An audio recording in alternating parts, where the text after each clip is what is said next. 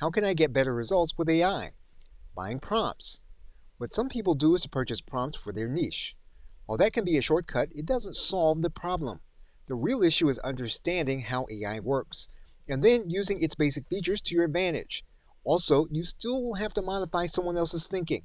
If you do that, you'll find that some prompts that you purchase may not even be a shortcut. In fact, other people's prompts can take you longer. Then what should you do?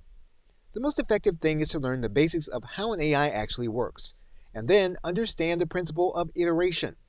Then understanding principles such as chain of thought and generated knowledge.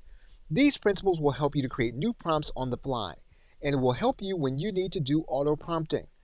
All these are doable, but until you understand what they do, there's a learning curve to using them effectively. Can you overcome the learning curve? There are some methods of prompting that could be considered easier than buying prompts. However, you will need to understand what an AI can do and what an AI cannot do. All these things are based on machine learning principles, but you will have to learn them only once.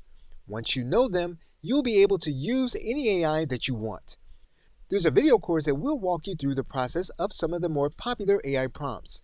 If you'd like to find out more about it, check out the link you see on your screen.